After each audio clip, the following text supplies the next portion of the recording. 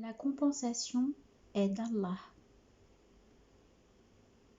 Quand Allah te prend une chose, il te la remplace par meilleure qu'elle si tu te résignes, en espérant son salaire. Celui à qui j'ai pris ces deux bien-aimés et qui s'est résigné aura en échange le paradis, c'est-à-dire ses deux yeux, en parlant des bien-aimés.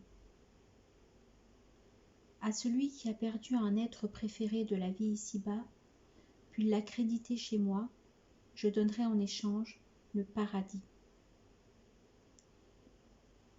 Celui qui a donc perdu son fils et qui a patienté se verra construire la maison de la louange dans le monde éternel. À toi de comparer, ceci n'étant qu'un exemple. Ne sois pas peiné d'une calamité, car celui qui l'a provoquée possède le paradis, une récompense et une grande compensation. Les gens d'Allah qui ont été éprouvés par les malheurs auront les éloges dans le paradis du Firdaus. Salut sur vous pour ce que vous avez patienté, félicité pour l'ultime demeure. Sourate 13, verset 24. Et il est de notre devoir d'observer la compensation de la calamité, sa récompense et le bien qu'il y a derrière elle. Ceux-là ont sur eux des prières de leur Seigneur et une miséricorde, et ce sont ceux-là qui sont bien guidés. Sourate 2, verset 157. Bien en face aux malheureux, bonne nouvelle aux sinistrés. La durée de la vie est courte et son trésor est minable. L'au-delà est meilleur et plus durable. Celui qui a été touché ici sera récompensé là-bas. Celui qui aura enduré ici se reposera là-bas.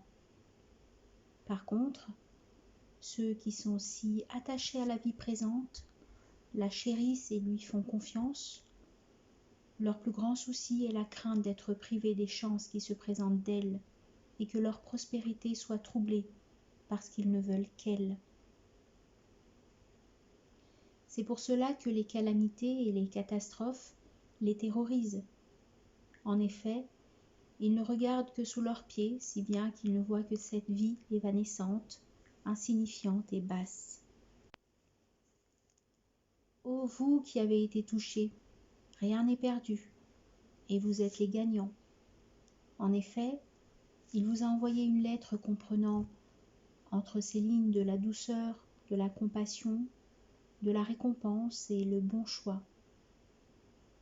Que celui qui est éprouvé et couvert par le pavillon des calamités regarde pour voir que le résultat sera « Il fut bâti une muraille avec une porte dont l'intérieur contient la miséricorde et devant sa face apparente se trouve le châtiment. » Sourate 57, verset 13.